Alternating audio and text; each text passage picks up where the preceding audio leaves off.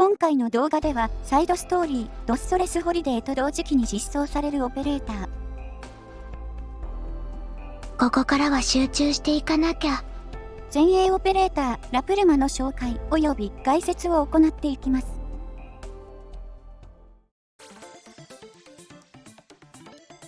ドクター、こんにちは。私、チェンさんに勧められてきたんだ。名前はラファエラっていうの。今日から正式にロドスに入るよ。コードネーム？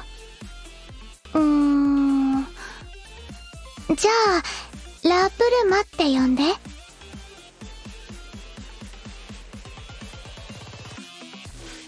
ラプルマは本名をラファエラ・シルバといい、ドストレスの一件後、チェンからの勧めでテキーラと共にロドスを訪れ、テキーラと同じくロドスのオペレーターとなりました。性格は入植会話からもわかる通り、かなりふわふわしたものとなっており、当初は一部オペレーターからはロドスにオペレーターとして加入したのは何かの間違いだったのではと思われていたほど。しかし、そのふわふわした雰囲気は戦場では一変、高い集中力を発揮し、戦場においては指揮官からの命令を忠実に遂行。職業軍人のようにひたすら任務の完遂を目指す人物となります。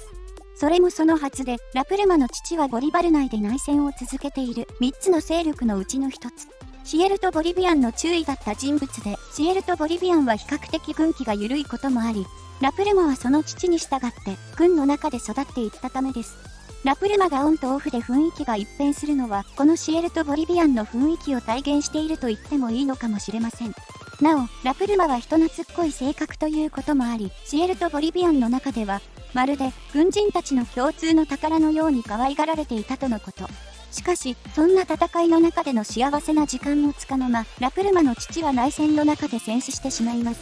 母はすでにこの世から他界していたため、ラプルマは孤児となってしまうのですが、それを見かねたラプルマの父の友人であるパンチョは、ラプルマを養子として迎え入れ、不器用な形ながらもダストレスの時間軸まで大切に育て上げました。パンチョにはエルネスト・サラス、つまりテキーラが息子としているので、テキーラとラプルマは義兄弟という関係になっています。なお、ラプルマとテキーラの関係は、テキーラはラプルマのことが大事に思ってはいるようですが、どう接していけばいいのかがわからないのか、あまり話すことはないようです。こういった複雑な環境で生きてきたということもあって、家族に対しての情は非常に厚く、不器用な形で接してくるパンチョに対してであっても、何があってもパンチョの役に立ちたいという気持ちが強く、様々な道があるがために悩むことが多いテキーラに対して、ラプルマは特に家族のことで決めたことはとことんやり遂げるという意志がかなり強くなっています。そのため、そういった意味では様々なことに知略を張り巡らせることができるテキーラよりも、家族への愛だけが唯一の行動原理となっている可能性があるラプルマの方が、よっぽど恐ろしいかもしれないというのがロドスとしての評価のようです。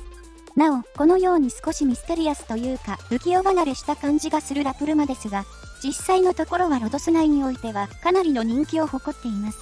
というのも、彼女はドストレスに住んでいた頃は、バーでバーテンダーをしていたため、カクテルの調合をすることができ、任務がない日はロドスのバーで、その腕を振る舞っているためです。ドストレスは内戦中のボリバル内にある観光都市という非常に特殊な環境にある都市ということもあり、ボリバル、リターニア、クルビアの文化が入り混じった文字通りカオスな環境となっているため、それに伴ってドストレスに入ってくる酒の種類も非常に多く、ラプルマはその豊富な酒を学び、調合することができるので、カクテルの調合の腕前はかなりのものとなっています。また、バーに来る人物というのは、中には愚痴を聞いてもらいたいという人もいるため、ラプルマのいつもの静かな性格は、聞き手という意味では良い方向に働いているとのこと。そういったことから、酒好きのオペレーターたちの間でラプルマは徐々に人気となっていき、今ではラプルマがバーに出てくる日のバーは大盛況となっているようです。ラプルマのモチーフとなっている生物は、ラプルマの小心に描かれている生物やラプルマの本名などから、西メキシコガラスかと思われます。西メキシコガラスは名前の通り、メキシコ西部に生息しているカラスで、特に珍しい種類の動物というわけではなく、普遍的にいるカラスとのこと。なお、メキシコには西メキシコガラスの他にもメキシコガラスがいますが、見た目こそはほぼ同じものの、鳴き声は西メキシコガラスの方が甲高いという特徴があるようです。なお、カラスはサイズや鳴き声などの差はあれど、見た目が真っ黒なカラスは世界に20種類程度は存在しているため、ラプルマが間違いなく西メキシコガラスがモチーフであるという確証はありません。ただ、描かれているくちばしのサイズやラプルマの出身地であるボリバルが南アメリカ大陸をモチーフにしているということ。そしてラプルマの本名であるラファエラ・シルバのシルバは南アメリカやイベリアに多い名字ということから西メキシコガラスがモチーフになっている可能性は限りなく高いというのが現状での答えとなっています。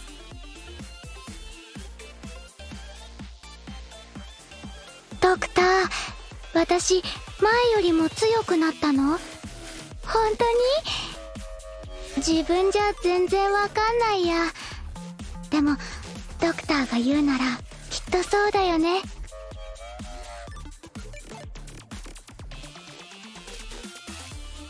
ラプルマはこれまで実装されてきた前衛オペレーターとは異なるタイプの前衛であるリーパーと呼ばれるクラスのオペレーターとなっています。リーパーは味方からの回復対象にはならないという点で言えばフェラグや宴と同じですが、範囲攻撃が可能でブロック数と攻撃した相手の数に応じて回復量が変動するという特徴を持ちます。配置コストやブロック数などの基本ステータスは現状ではラプルマ独自のものとなっており、似たような数値となっているオペレーターは現状では存在しません。回復対象にならないという点はヘラグなどと似てはいますが、全く別の種類のオペレーターと見た方がいいでしょう。特性効果は味方の治療対象にならず、攻撃は範囲物理攻撃となり、攻撃した敵の数及び自身のブロック数に応じて敵1体につき HP を50回復するというもの。少しややこしい話なのですが、ラプルマはブロック数と一度に攻撃できる敵の数は同じではなく、攻撃自体は全範囲攻撃のため、攻撃範囲内の敵は何体だろうが全て攻撃することができる一方で、ブロック数は通常時は最大2体となっているので、2円のスキルなどでブロック数が増加しない限りは、10体の敵を同時に攻撃しても、20体の敵を同時に攻撃しても、回復量は攻撃1回につき最大100となっています。つまり、攻撃はブロック数に比例しませんが、特性効果に記載されている通り、回復の最大値はブロック数に比例するということです。HP や攻撃力などのステータスは同じ種類のオペレーターがいないので、異なるタイプにはなりますが、ヘラクや宴などと比べると、HP と攻撃力は低めとなっている一方で、防御力がかなり高めとなっており、性能としては、前衛アーミアやアステシアに似た数値となっています。そのため、ブロック数も相まって、ステータスという面だけで見れば、前衛の中ではかなり打たれ弱い部類のオペレーターと言えるでしょう。しかし、打たれ弱さは素質効果と口述するスキル効果によって一変します。素質、全入化強は敵を倒すたびに自身の攻撃速度が強化されるという、遠隔の素質、血濡れの殺戮や地位の素質、赤木に近いものとなっており、効果は最大12回、つまり攻撃速度は最高プラス36されることとなります。攻撃速度がプラス36された状態のラプルマの攻撃間隔は 0.97 秒という1秒を切る速度となり、この時点でも十分に速いのですが、口述するスキル2では、さらに攻撃速度が短縮されるため、スキル発動中は凄まじい速度で範囲物理攻撃と HP 回復を行うオペレーターとなります。そのため、初動こそは HP の低さからやや頼りない部分はありますが、ステージ終盤では凄まじい速度で雑魚敵を買ってくれる。まさに、リーパーの名に恥じない活躍を見せてくれます。ラプルマの潜在強化による強化内容は、コストマイナス1、再配置時間マイナス4秒、防御力プラス23、再配置時間マイナス6秒、コストマイナス1となっており、攻撃に関する潜在能力の強化はありません。ラプルマは戦術したように HP がかなり低いため、特に初動は脆いオペレーターにはなっているので、性能が大きく強化されることはありませんが、可能であれば潜在4段階目までは目指すといいでしょう。ただまあ、ラプルマはリミテッドスカウトの星5の中では唯一のピックアップとなっているので、休日イリュウチェンと水木を追っていた結果、いつの間にか貫突していたという可能性も十分にありますが、スキル1、高速切断は SP が溜まった状態での次の攻撃時、攻撃力を上昇させ、さらに2回攻撃を行うというフルースのスキル1と同じ連撃系のスキル。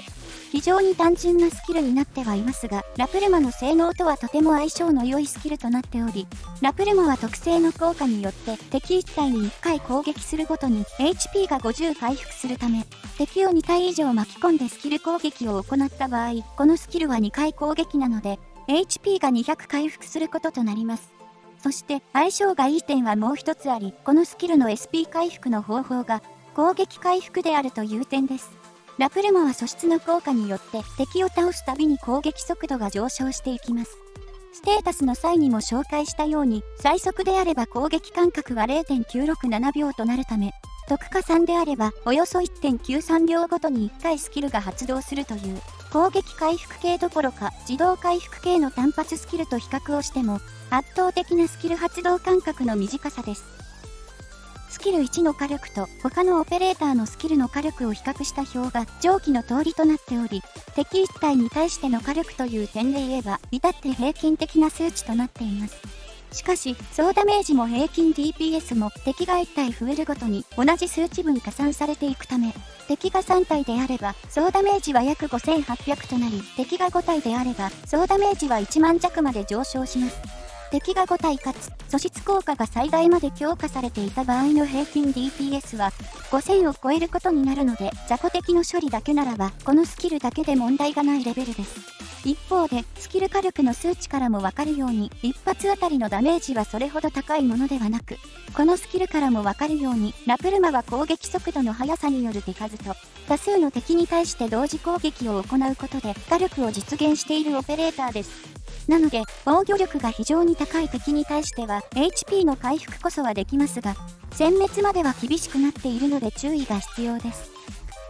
スキル1は連続攻撃による回復行動と必要 SP の低さと素質効果による攻撃速度の高速化によって連撃系の単発スキルでありながら高い殲滅力を維持し続けることができるスキルで、雑魚敵の殲滅だけであればこのスキルで十分どころか、ラプルマを運用する際においてはこのスキルで良いという評価もあるほど、それほどまでに単発スキルとしては優秀な性能です。前衛チェーンと組み合わせることで凄まじい速度でスキルを発動させることも可能でしょう。以上のことや特化に必要な素材、特化時の上昇率などを鑑みてスキルレベルは、スキル発動に必要な SP が2に減少し、スキル回転率がさらに速くなる特化3にすることをお勧めします。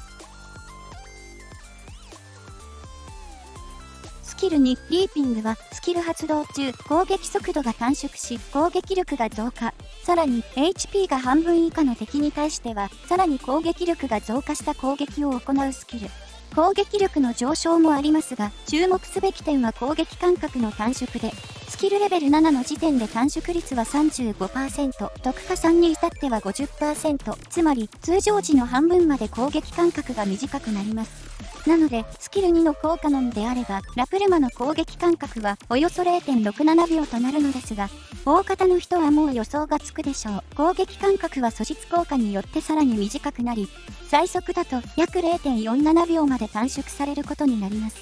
敵の殲滅力は当然ながら攻撃によって回復行動も行うこととなり、敵を毎回2体攻撃に巻き込んでいるのであれば、毎秒 HP がほぼ200ずつ回復するという、マウンテンのスキル2以上の回復能力を持ちます。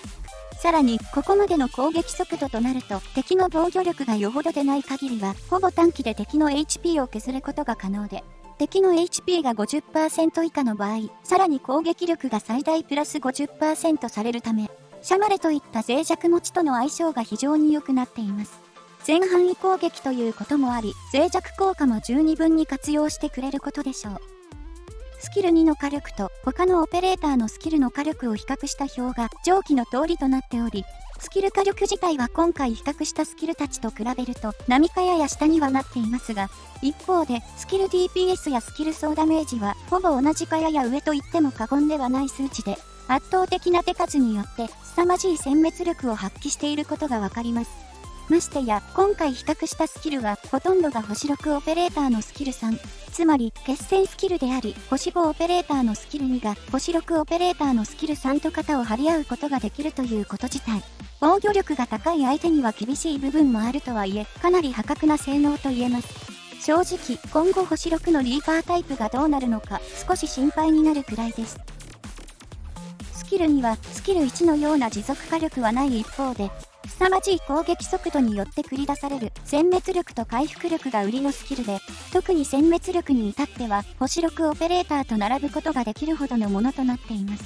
HP が半分以下の敵に対して攻撃力が上昇する追い打ち効果から、脆弱付与持ちのオペレーターとは相性が良く、シャマルやプラマニクスと組み合わせることで、文字通り敵を一掃することができるでしょう。以上のことや特化に必要な素材、特化時の上昇率などを鑑みてスキルレベルは、特化1または特化3にすることをお勧めします。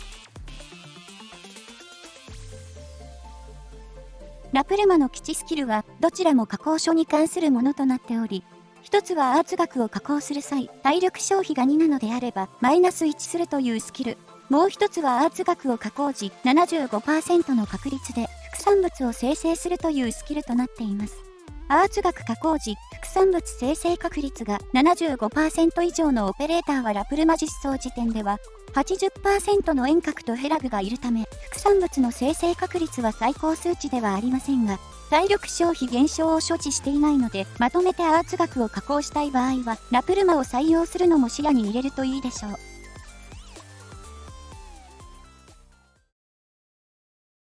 それでは、実際にラプルマを使用していきます。今回使用するステージは7の16。ラプルマのステータスは、昇進2のレベル40、スキル2のスキルレベルは特化3となります。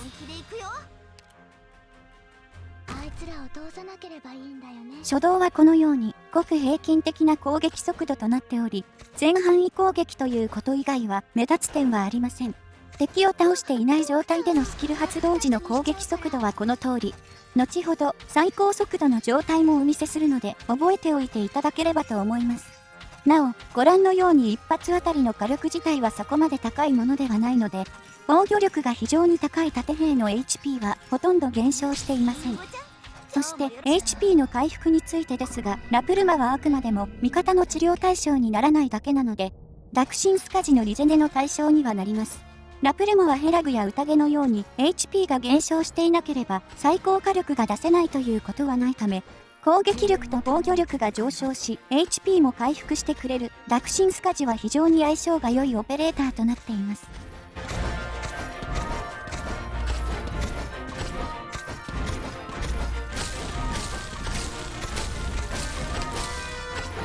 ドクターの言うと真っ二つにしちゃうから。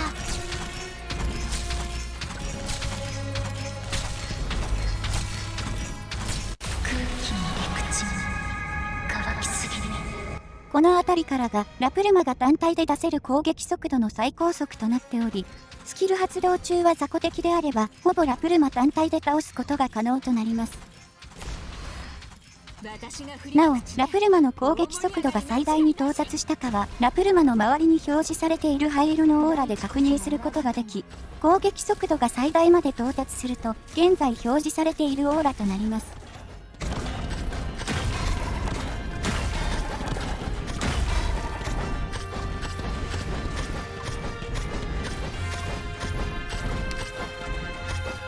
ドクターの言うと真っ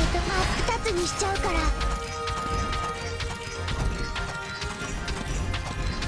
私の声に応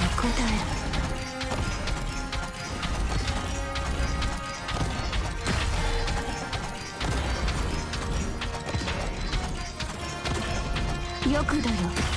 祝うよ。立ち上がる。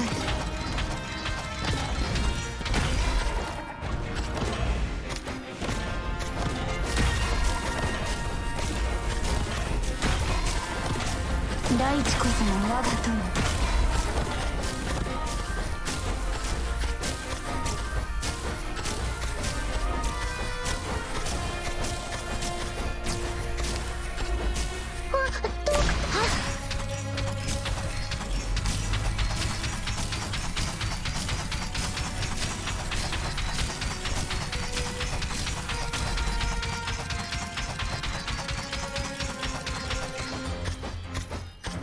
ドクター、脅かさないでよ。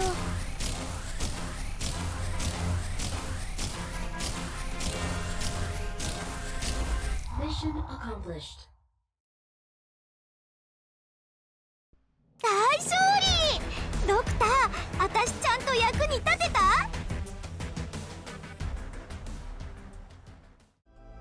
ラプルモはリーパーと呼ばれる今回のアップデートで実装された新たなタイプの前衛オペレーターで、味方からの回復を受けないという点はヘラクや宴などと似た部分はありますが、これらのオペレーターよりもより攻撃に特化した性能となっている一方で、前衛の中ではかなり打たれ弱いという弱点があります。しかし、この弱点も少なくともラプルマは攻撃速度の上昇や合理的なスキルという形で克服しており、カタログスペックは癖の強いオペレーターには見えますが、実際のところは非常に扱いやすいオペレーターです。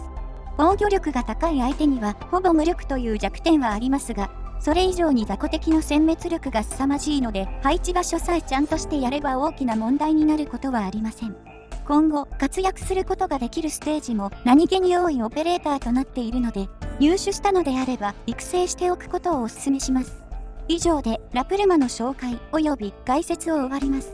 この動画が良ければ動画制作の励みになるので、チャンネル登録やグッドボタンを押していただけると幸いです。ご視聴ありがとうございました。ドストレスシティはすごく騒がしいし、悪い人もたくさんいるかもしれないけど、それでもあそこでの生活は外で暮らしてる他のボリバルの人たちよりはだいぶいいんだよ。ドクターは行ったことないの？じゃあ今度一緒に行こうよ。